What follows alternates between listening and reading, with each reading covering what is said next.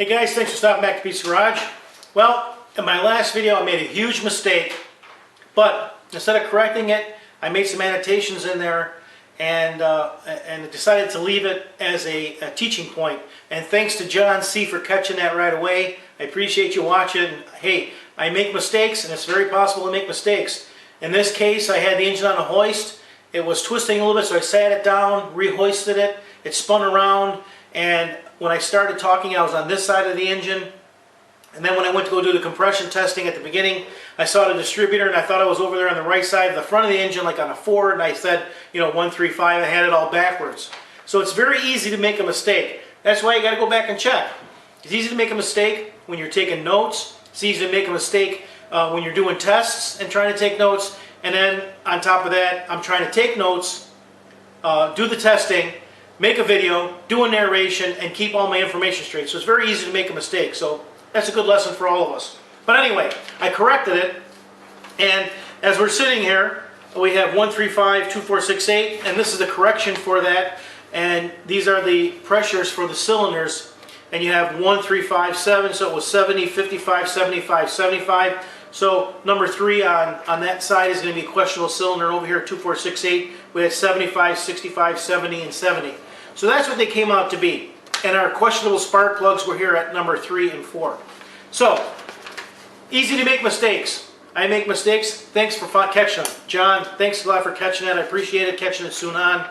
And I was able to correct that. Now, set this off the side. Now we're going to start to take it apart. And I'm going to take apart and do some narration as I go along and try and make some observations as I do that. So you'll be seeing it as I see it as I take it apart. So let's start taking it apart and we'll see what we find. Alright, I'm going to start by taking off the exhaust manifolds on each side. And if you're like me, you like to keep your floor clean, so I have newspaper on the floor underneath the engine hoist to make sure that nothing gets on the ground. So we'll start.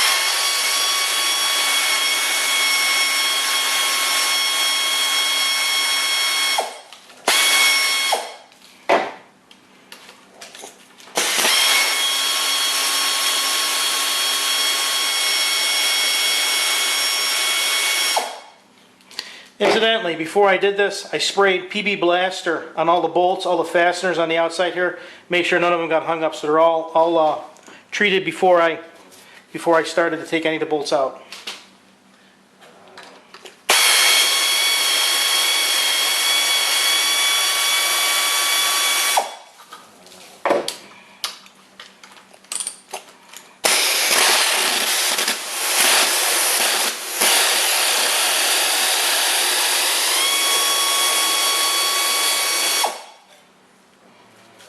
Okay, looks pretty decent on this side. I can pull off the passenger side.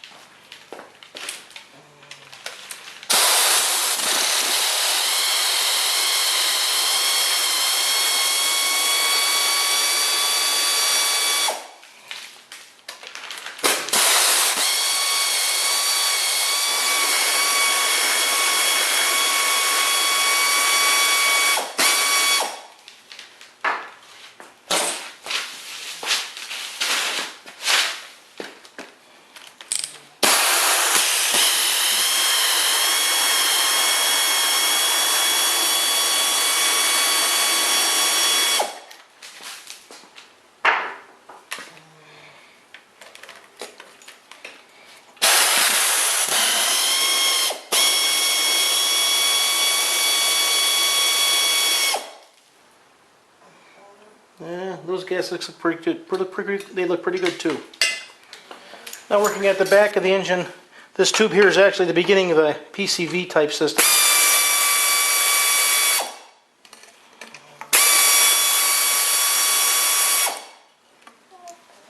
And this bolt, a very long bolt that goes all the way into the block. Like that, huh? Okay. Now, I'll move this over here, and you can see the back of the engine here. This is the throttle bracket. So when you step on the gas, this is actually connected to the throttle. This is actually connected right to the this part down here is connected right to the accelerator pedal. So, as with anything, it's full.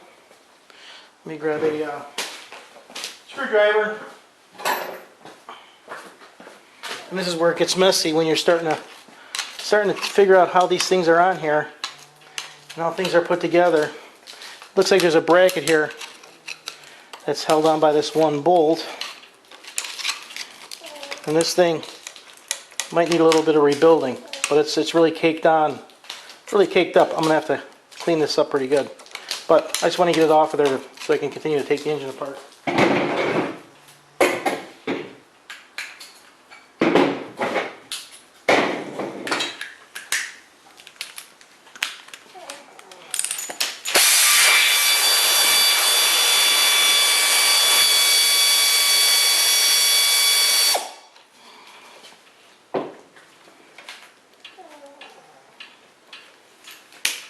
So this bracket is actually tied.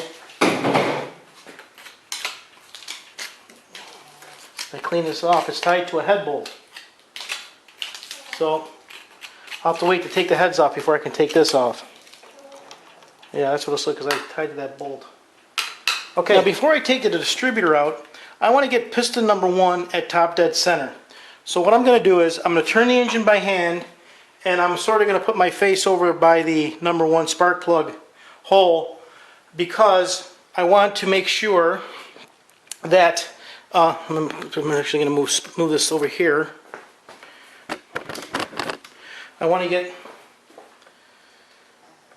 number 1 at top dead center, so I'm going to turn the engine.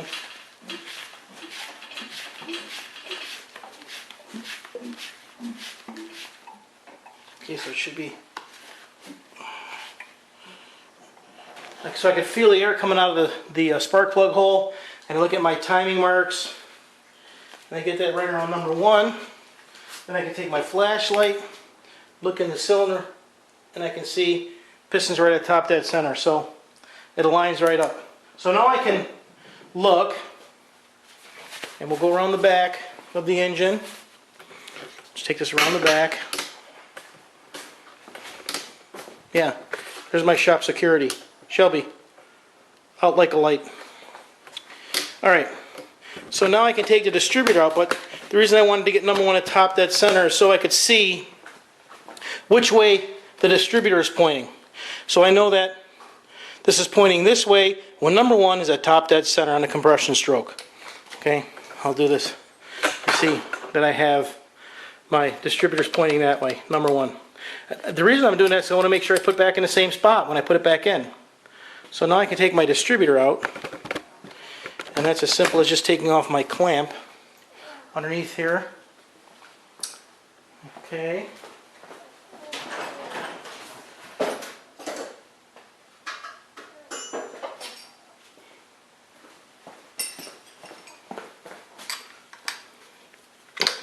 Loosen up my clamp bolt underneath.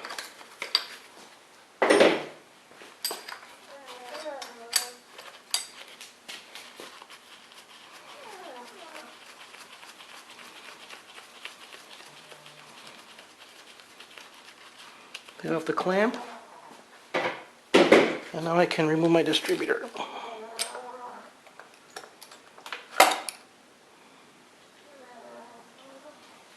And this has the drive for the oil pump right on it.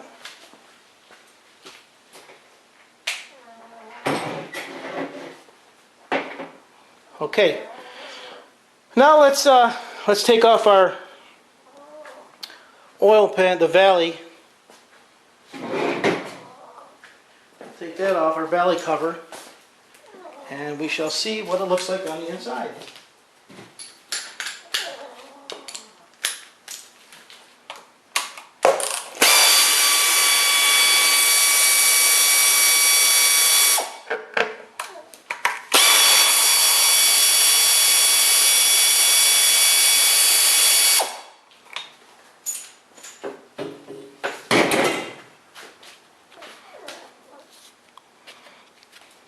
Okay. I should pull a Dancing with the Stars or American Idol and say, we'll look at in here right after this commercial break. But I don't do that. And I don't have any sponsors. Okay. So let's take a look. Inside. Wow. That's surprising. That is very, very clean. Let me get a flashlight. Let me take this. You can see. Let me take this camera and take a look at this. Look at how clean that really is. That is very, very clean. Very clean. A little bit of milky white. Not too bad though. Pretty clean for a old engine, huh? Okay, put the camera back down. Alright, so in the usual order of taking apart a V8, let's take off the valve covers and take out our rocker arms and push rods. Okay.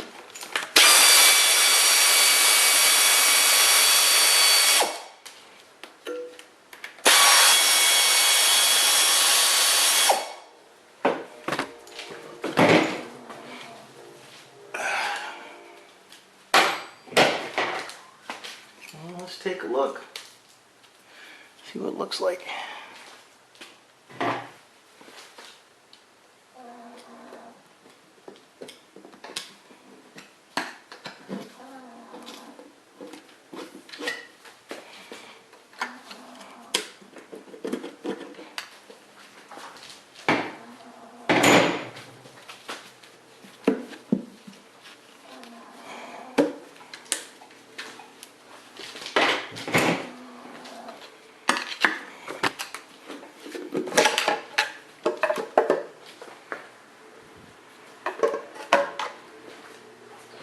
Alright, there's one.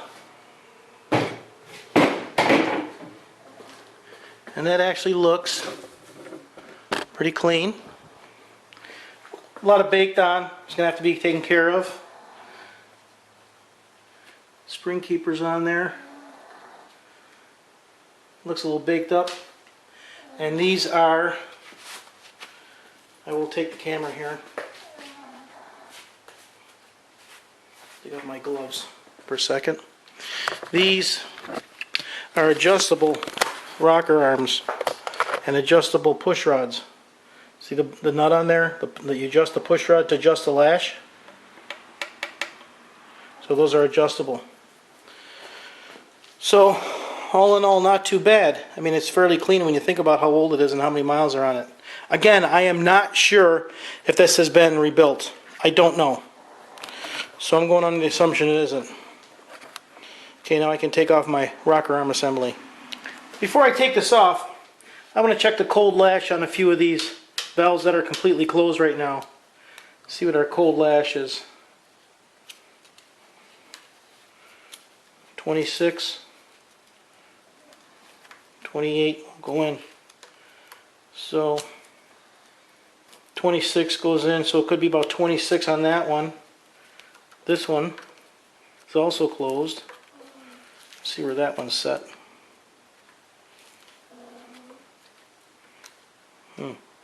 Tighter. This valve is set tighter. Got 26 on one. 21 on that one. What other valves we got? This valve right here should be closed. 22, 23. So we got 22, 23, 26. Got one last one here. Check this one. This one feels, this is heavy. Big gap there. 28, 30, 32.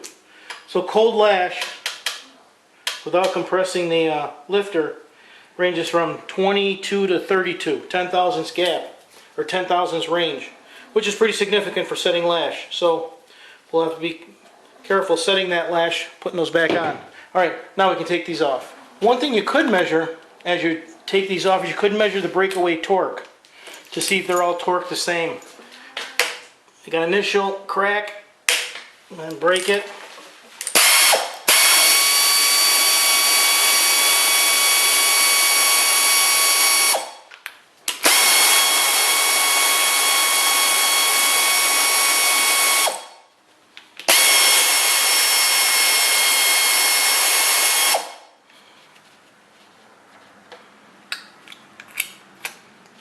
They all kind of feel the same. Boy, a lot of suction in there. A lot of caked up oil.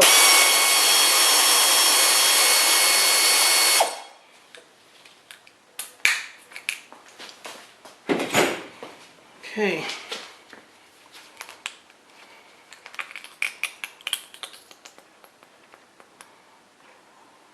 All right.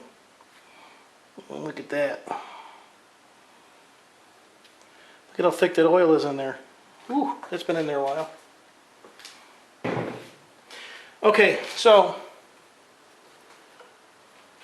now that I know that my rockers are adjustable, I'm still going to keep these push rods in the same order. So take them out in order and keep them all in the same order.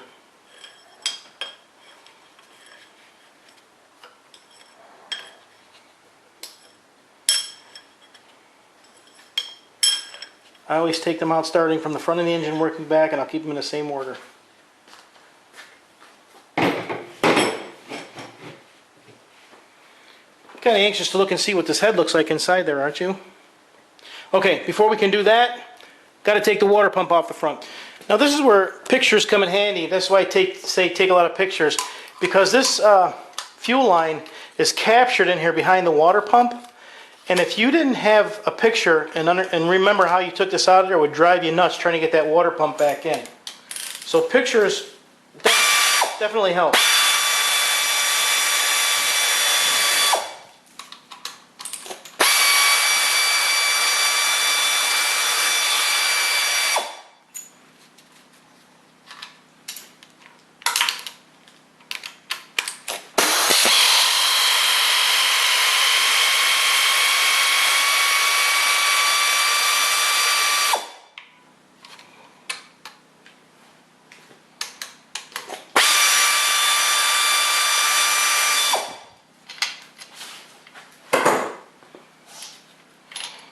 It looks like I got all these all loose. 1, 2, 3, 4. That's loose. I'm going to take out this one stud. And of course it's a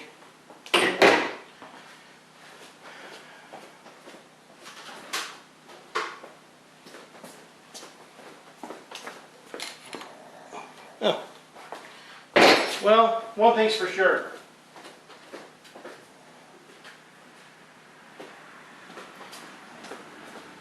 I will never make the Olympic wrench guessing team.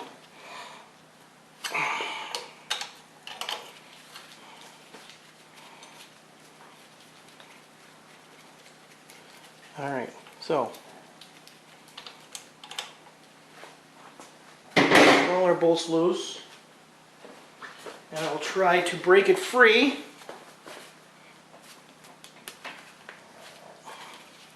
Which is not going to happen by hand. So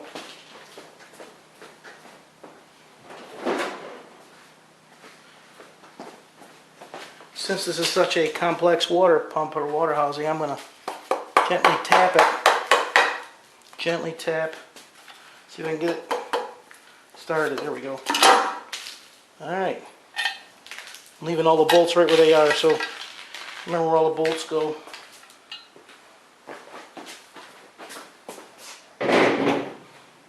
Okay, got the water pump housing out. Now you can see this fuel line comes straight off.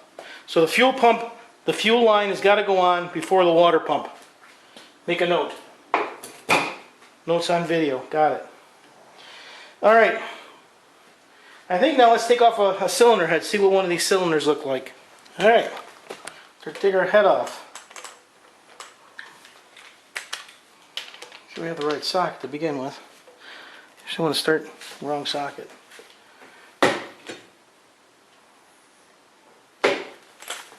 Let's start with that bracket.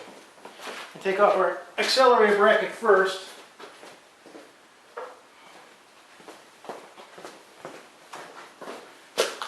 These are 11/16 bolts.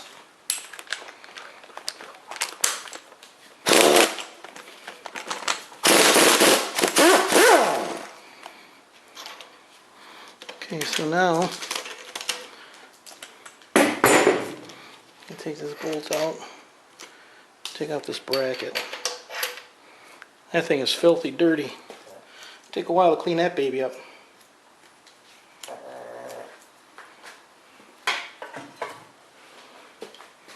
Okay.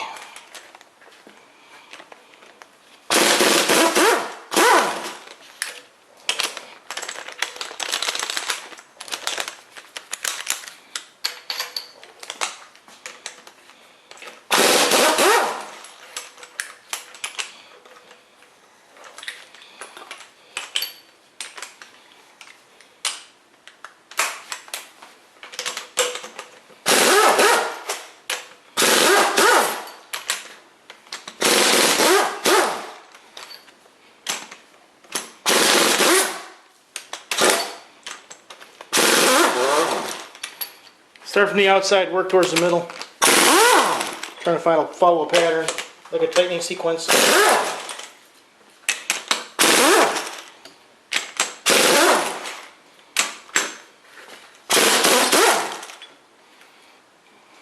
One more.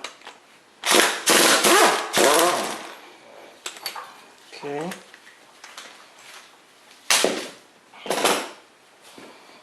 The anticipation is killing me. You see what it looks like inside. Looks like you got all of the looks like you got all the bolts out. And they're all loose. So see if I give it a little tap.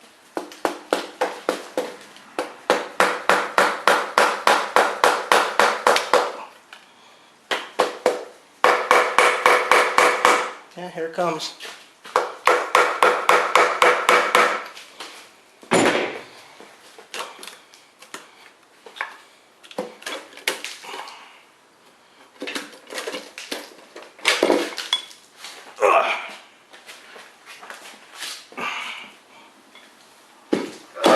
That's a heady head. Woo! Wow!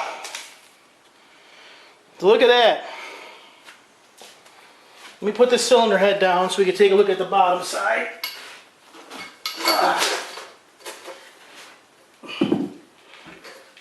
Oh, it's heavy. Holy crap. Whew.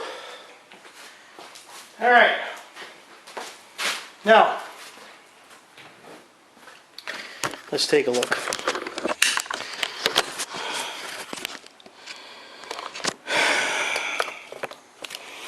So we said cylinder, you see these are all carboned up pretty good. So we're starting at 1, 3, 5, 7. And we said 3 and 4 would be the most dirty, but here's 3 and 4. This is pretty thick on here. That carbon is at least 1/8 of an inch thick. So each of these cylinders is fairly dirty. So that's what it looks like after 50 years, 54 years. Let's take a look. We'll look at the, go over here, take a look at the cylinder head. And this is the head as it came off. So here's cylinder 1, 3, 5, and 7. So I said 3 would be the most dirty, and it is. It has the most burnt oil in there. Compared to the other ones, it's got more carbon buildup than the other cylinders. So that's what the head looks like. Not too bad. All right, I'll do the same thing for the other side. All right, now I got the right side cylinder head ready to pull off. And if you're like me, when we do this thing, you feel like an archaeologist because you're about to look inside something that hasn't been open for a long time. That other cylinder, when I took the other side off, that head was pretty. The cylinder head was pretty heavy. I'm gonna give it at least 80 pounds, if not a little bit more. So I got to be a little careful here, because if you do this and you have someone help you, it makes it a hell of a lot easier. But not that bad as long as you are ready for the weight.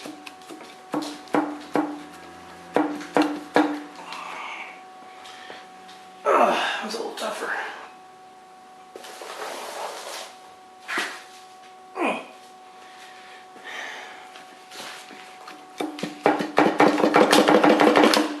Here we go.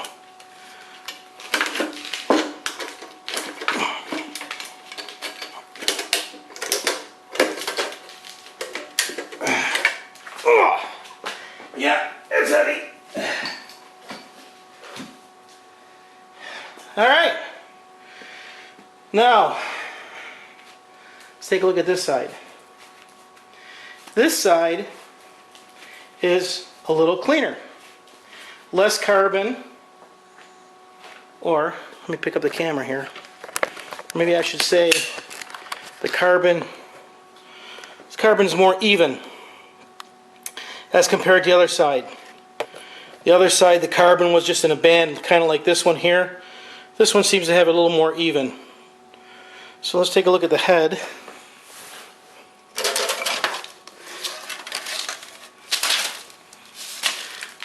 The gasket's sealed pretty good. And this side looks, and again, here's the other cylinder that was running bad with the plug. So that's cylinder number 4.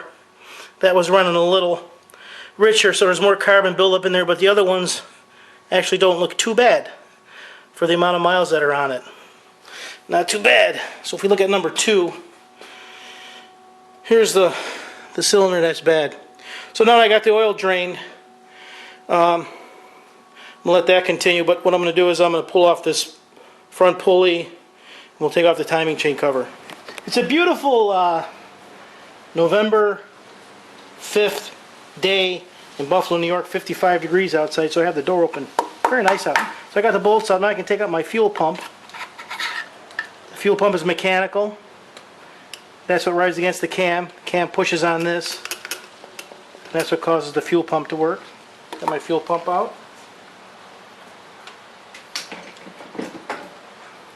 Okay. Now, I got to pull off my pulley, my front pulley. Alright, the pulley came off pretty easy. They're just nuts and bolts on the front. You take the pulley straight off the front. But now I have to pull the hub off of the crankshaft. And I'm just going to use my gear puller to do that very slow.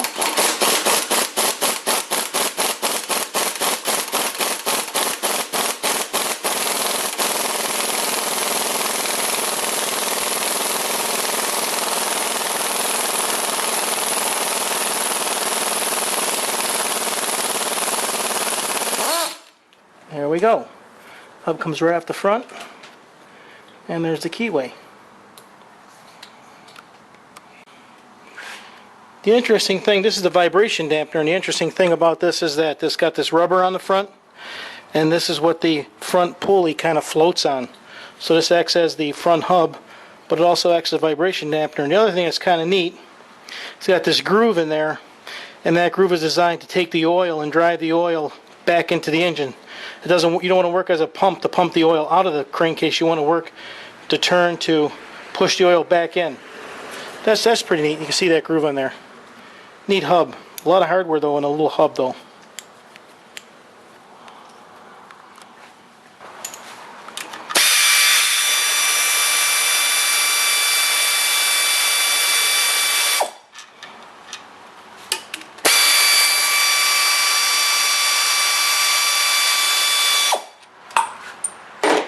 One more bolt, we got the timing chain cover off.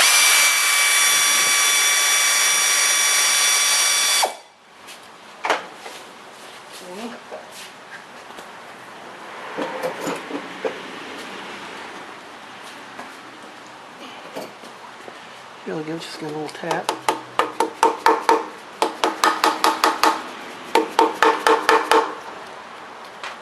Whoops. So much crud in there, I missed a bolt.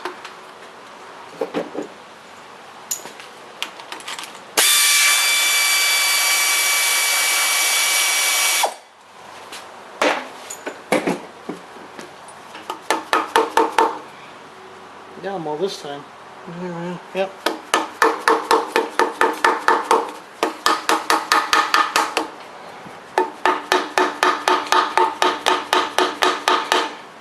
And they're pretty good.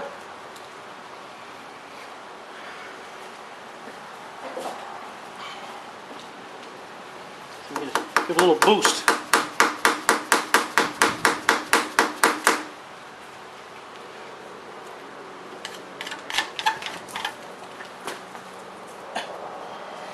Yeah, it's glued on there pretty good.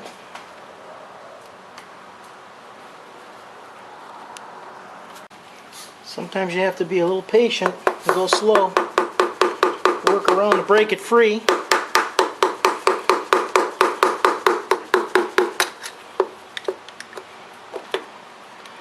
You don't want to crack it. That's the most important thing. And it's starting to come off now. It's been glued on there for so long.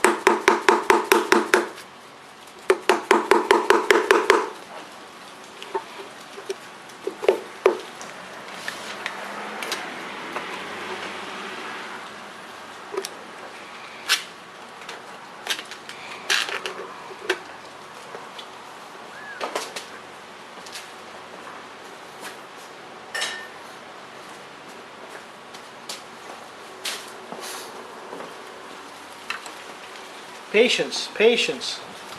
Slowly.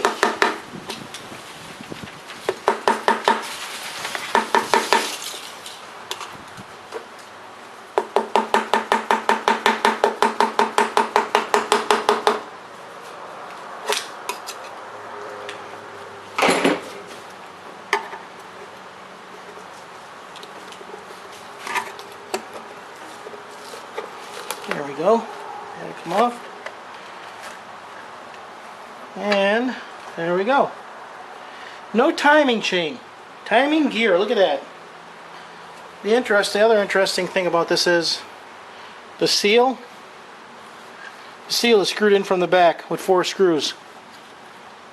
That's interesting. Put that aside. So, there is our timing gear. This is the eccentric that drives the oil pump. So the oil pump, or I'm sorry, the fuel pump. Fuel pump sits here, and as this goes around, that's what pumps the fuel pump. So, pulling out the camshaft, I'm going to take off the gear, the eccentric. We'll see what, let me check, see what's involved in taking off the,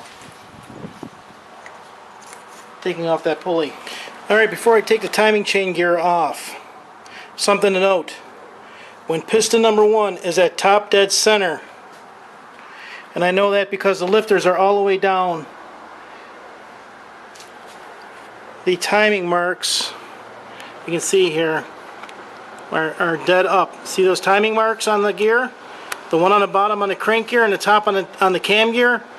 So, when number 1 is at top dead center, the timing for the crank, or for the camshaft to crank, is that sprocket on the cam gear on top is right between the 2 zeros on the bottom crank gear. That is extremely important to note before you take your cam gear off and pull your cam out.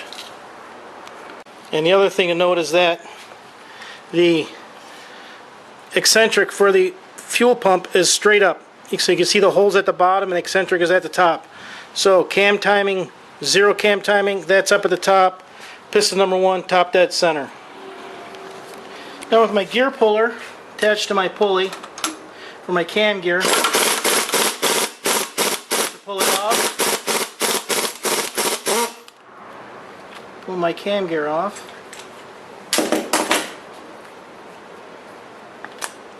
Okay, got that off.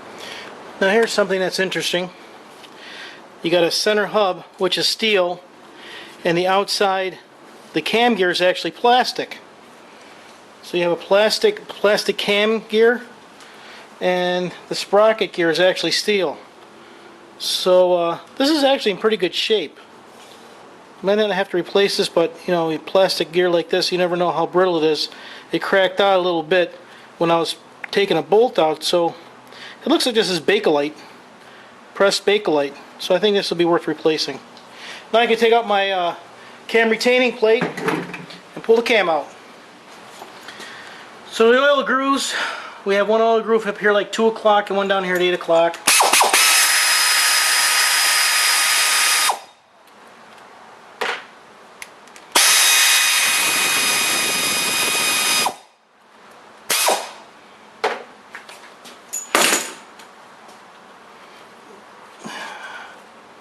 Of course.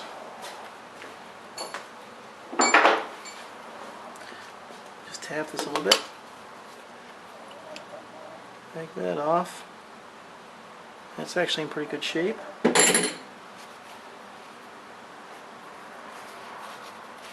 Little spacer there. This is a little loose. Alright. Now I gotta pull all the lifters out before I can pull the cam out. Okay, I put my bolt back in here from the eccentric. I'm going to start to pull my cam out.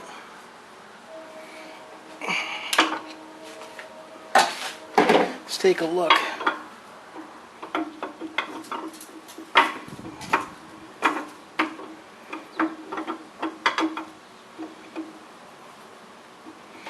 Well, looks a little worn.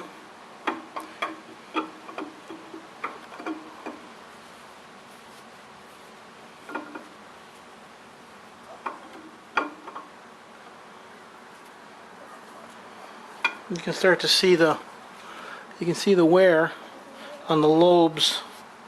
So yeah, it's worn pretty good here on the tips. Now we're going to look at, we said valves or cylinders 3 and 4. So here's, let's see, that would be,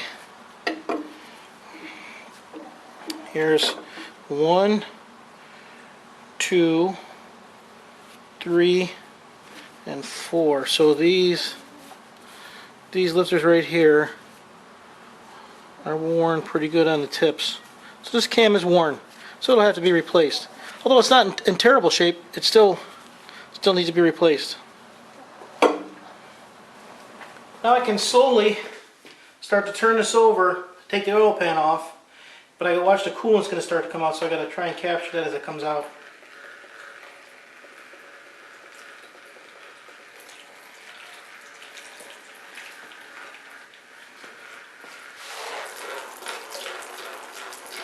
Now while that's draining, I can start taking my oil pan bolts out.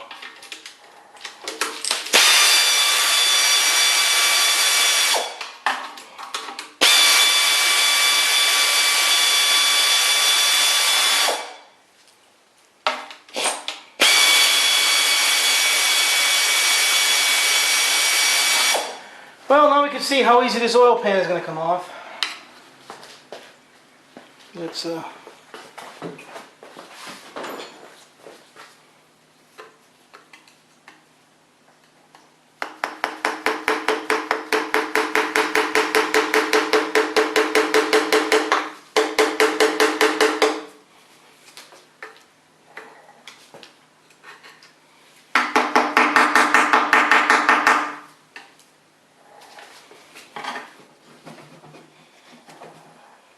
slowly.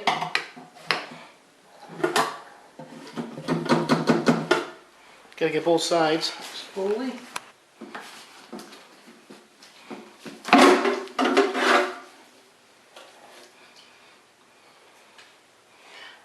Not too bad, a lot of sludge in the bottom there.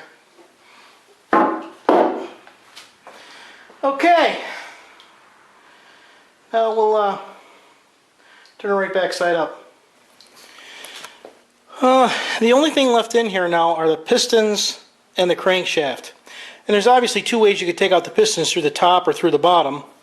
And the problem with taking it out through the top here is that if I feel along the top edge there's a lip, you can hear it. And if you can feel it with your fingernail, and I'm feeling that, it's got to be at least 10 thousandths, if not more, in a couple of these cylinders. There's a pretty big lip in here where the cylinders are worn. So what happens is, if I try and force the piston out this direction, the rings could get hung up on the lip and crack. I don't want that to happen. So what I'm going to do is I'm going to turn it upside down. I'm going to take out the crank first, and I'm going to see which way will be easier to take out the pistons. Alright, what I'm going to do here is pretty simple.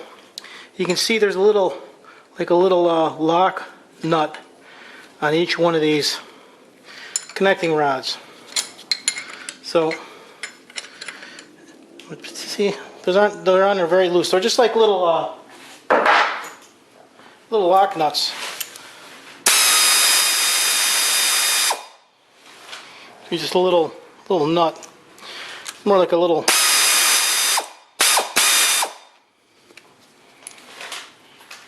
Almost like a prevent it from coming off, snapping off. So I'm going to do this for each set of cylinders. Take these off.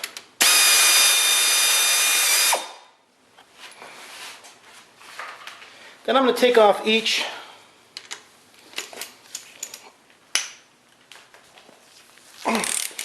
cap for each rod.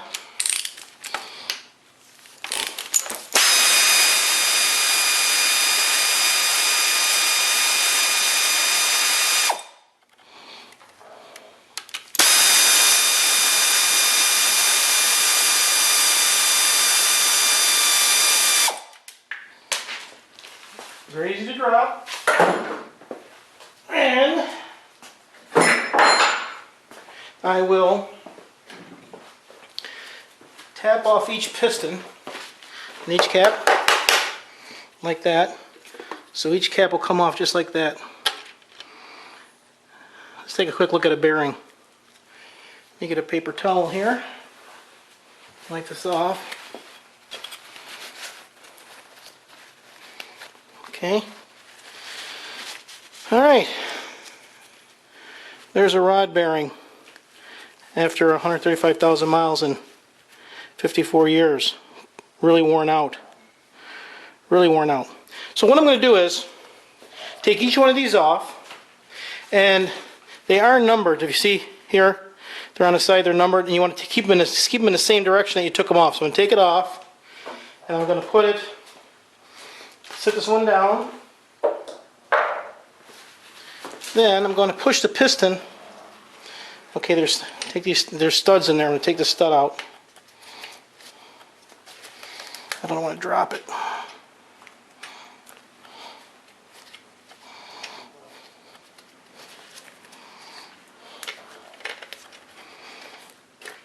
Push the piston down. And now I can make it as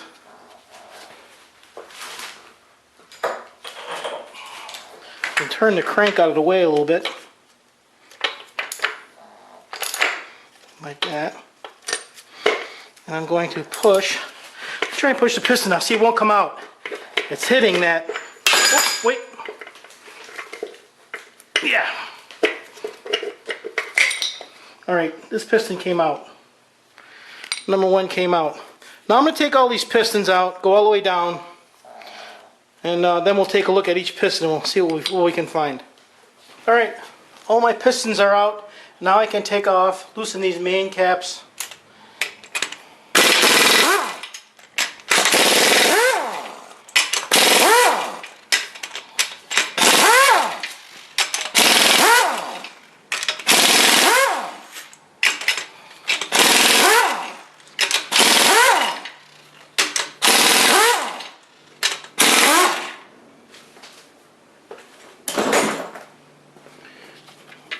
Okay, lift up the main cap.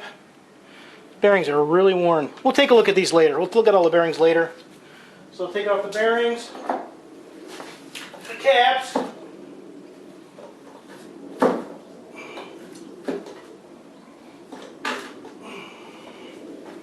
I want to keep these in order as I take them off. And it's easy to have a dead blow mallet to help you take them off. Keep them in order, keep them in the same direction.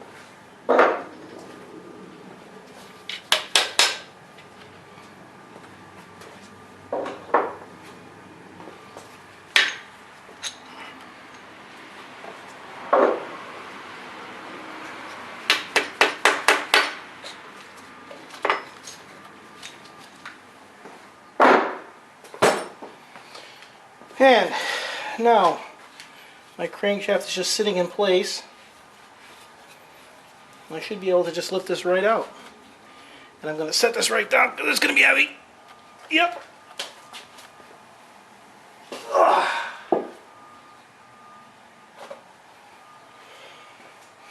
Okay, the engine is completely disassembled. All I have to do is take out my bearings in here. I'll keep in order and we'll inspect these when we start inspecting parts. Okay guys, there you go. The engine is completely disassembled.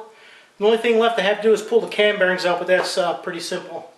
Now it's going to take me a while to clean up all these parts, clean up the bearings, clean up the pistons, so we can start to inspect all the parts. While I'm doing that, that's going to take some time. So while I'm doing that, I'll finish the video here with the complete engine disassembly. And when I go through the cleaning process, I'll make the video on cleaning and inspecting, and we'll do that next. As I'm looking around at all the parts here, it looks like that'll be better to do that way because this video will get really long if I don't do it that way. So I'll end with the engine disassembly, we'll start with inspection, and we'll take a look at all the parts and see what we're going to have to have machined, what's going to have to be on the block, what new parts we're going to need, what the heads look like, etc., etc. Okay? So thanks for stopping by. Thanks for your help so far. John, I haven't forgotten you. Thanks for catching me on that last video.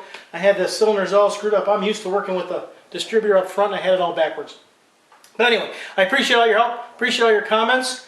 Thanks for helping me out, all you Studebaker guys. We'll continue on with rebuilding the engine. Thanks for stopping by Pete's Garage.